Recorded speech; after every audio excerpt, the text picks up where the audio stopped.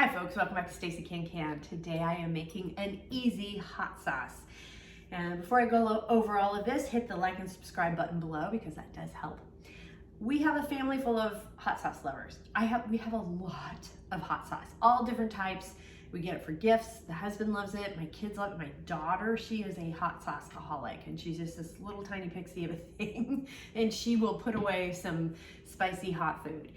And so, you know, I'm gonna make some today. Even though we have a ton, I don't care. I do like the freshness of a homemade hot sauce. There's something that's just kind of lovely about it, and it's just the effervescence of it is it's just fresher and crisper and something lovely. But it obviously won't replace some of the other commercial hot sauces out there because those are great too, and they have great flavor. So I'm making it from scratch today, which is fun. So the ingredients that you need 8 cups, which is about 64 ounces of canned diced tomatoes, undrained. So I have these 2 big cans, which are 28 ounces each, and then an additional one that's 14.5. We're only going to use part of this can because these 3 together is too many. It's too much. It exceeds the 64 ounces, so just keep that in mind when you're shopping for that. And you can also use your canned tomatoes as well, which I have, but I don't have enough. We've eaten it, so I don't have enough. I didn't have enough jars, so I went ahead and I bought some store-bought organic that I like. So that's what I'm doing there. You need 1.5 cups of seeded chopped Serrano peppers. I'm gonna go more on that in a little bit, but I'm probably not gonna seed these that much because I love some heat in this family. And seeds have a lot of the heat, but so I'm gonna remove most of the seeds, but I'm probably gonna accidentally, oopsie daisies, leave some in too. You need 4 cups of distilled white vinegar, which right here, which is 5%, and that's just your store-bought white vinegars. Just double check to make sure it says 5% acidity on the label, and this does. You need 2 teaspoons of canning salt and 2 tablespoons of whole mixed pickling spice. You're also going to need a spice bag, which I forgot to grab, so we do need a spice bag for that. The other tools that you need, I do have some gloves out here because when you're dealing with peppers, I have gotten the oils underneath my fingernails and fingers, and then I've wiped my eyes, and it makes you for a really bad day. Also, the oils don't go away very quickly. It takes a few days for those oils to go away. So from underneath your nails, and it's just hot. It just burns. It does me. Maybe other people don't have issues with it. I have had issues with it in the past. You also need a funnel and your ladle and a Headspace tool. That's a chopstick that just dropped on the ground. That's what we're going to use for bubbling. Our lid lifter and our jar lifter as well. I will wash that chopstick here in a second. And then also, you know, you need your lids. I am heating the lids today, so I do have a saucepan that I'll put some water in. You need a big stock pot.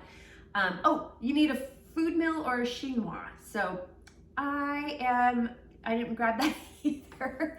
I have a bit of a cold, so I'm not feeling exceptionally great today.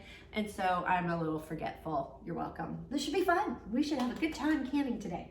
I also have my jars. This makes about 7 to 8 half pints, so I have my jars heating up in the canner over here as well. So with all that, let's go ahead and get started. First thing I'm doing is I'm just cutting off the ends of the pepper. I'm following this little part of the pepper where it's connected. So you see those 3 little spots there, it's connected. Well, if you cut in the spot where it's not connected, makes it a little easier to pry it open. This one's kind of tough. And then you can just take your knife on the inside and kind of cut around the membrane there, and it makes it easier to de-seed. Let's see how that's coming out pretty easily. I'm not gonna work real hard at cutting open the peppers and removing all the seeds because we like a lot of heat in the family, and you get the heat from peppers comes from the seeds. So just keep that in mind. And you know, you can scrape them out with your knife, and these are pretty potent. I can smell the heat, so do be careful. And I'm leaving some of the seeds in. That's how I roll. So now I'm just making big kind of, we're just chopping the peppers to get 1.5 cups. And I'm not really cutting them too small. It just says to chop them. And ooh, there's some flavor. And the reason is we got to run it through this guy here, the Chinois or food mill, and you don't want them too small so that they kind of squirt through here. So just keep that in mind as you're chopping away. I'm now making a spice bag. So I'm just cutting, I like to have 2 layers of cheesecloth. I just find one layer is too thin and stuff falls through. So I do like to have 2 layers. That just works best for me. And then you just scoop out your 2 tablespoons of pickling spice. Oh, it smells so good. And just carefully pull it up into sort of like a little, it's kind of like a dumpling in a way. And then I tie this in a knot. And then I do cut the ends because they just end up kind of dragging in whatever you're cooking. So there you go, there's my little spice bag. This is how easy this hot sauce is. We just add the 8 cups of canned diced tomatoes, and they're undrained, so you definitely don't want to drain those. And that's 64 ounces to be exact. Add in your peppers here. 4 cups of distilled white vinegar. 2 teaspoons of canning salt. The canning salt doesn't have iodine in it, so it's why it's nice to use. And then your spice bag. And then you just bring this up to a boil. I'm gonna pull this out real quick and just give this a good stir first. And I'll just set this on top. It'll sink to the bottom as we go, but we're just gonna bring this to a boil now. This has come to a boil, so I'm gonna go ahead and cut the heat, and we will simmer this mixture for about 20 minutes, and you just want to kind of stir occasionally while it simmers. And now we just add all of this into the Chinois. We should kind of do a couple at a time. Spin this. You can use a food mill as well, but I like to use the I just like this better, the Chinois. I just think it works better.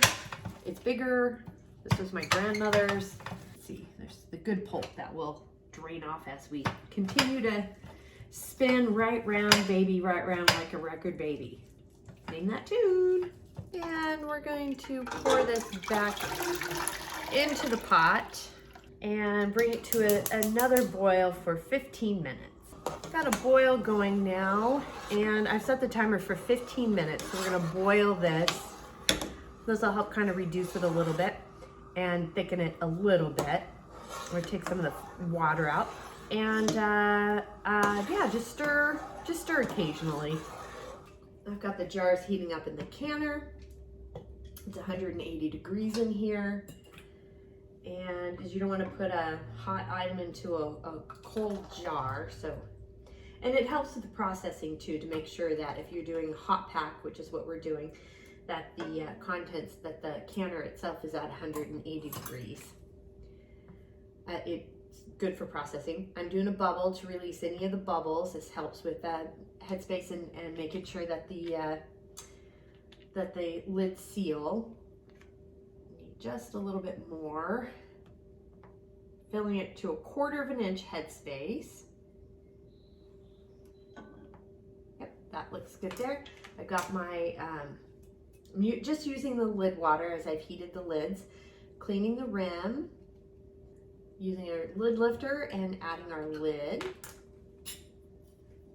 Got a ring here, and just tighten it, just a fingertip tighten. This is hot, so just be careful. Be careful, the jars are very hot. And you want to go up and over and into the canner. Do not tip or tilt. Got all the jars in the canner. It made 7, and with this little bit of leftover, it's not quite a half pint leftover, but we'll just probably eat this tonight for dinner. But I've got it all in the canner, the heat up to high, and when it comes to rolling boil, I'll set the timer. I've got a rolling boil going in the canner, so I've set the timer for 10 minutes.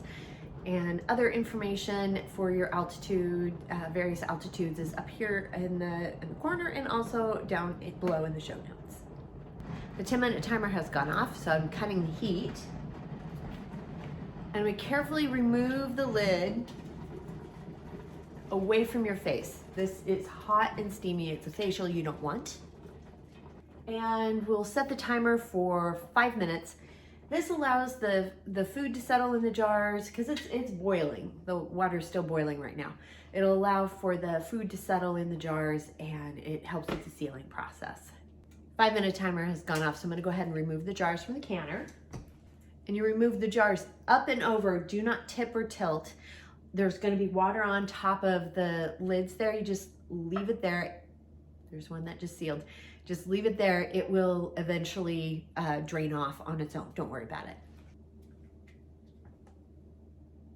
And this is how you make some easy hot sauce. It really is easy. It's just basically, you know, there's only a little bit of chopping for the peppers. Throw it all into a pot and you're good to go. Very simple. The recipe is down below. This is the National Center for Home Food Preservation recipe. So it's a great, solid, tested recipe. It's very good. I took a little taste. Great heat, really great heat. We got another one that's sealed. They are sealing very quickly. Great heat. It has a lot of, it's got that tomato background, but it's got some really good, solid heat to it, which is lovely. So it would be great on eggs, or whatever you like hot sauce with. So just enjoy. So the recipe again is down below. And while you're there, please like and subscribe because that does help. And if you have any questions, comments, suggestions, feedback, concerns, by all means, please reach out to me. I'm on Facebook at Stacey Can. You can at me on Instagram and TikTok at Stacey Can. My website is www.staceycancan.com and my email is info@staceycancan.com. Oh, I'm also on LinkedIn. Just check out Stacey Can. Thanks again for joining me today. Until next time, happy canning.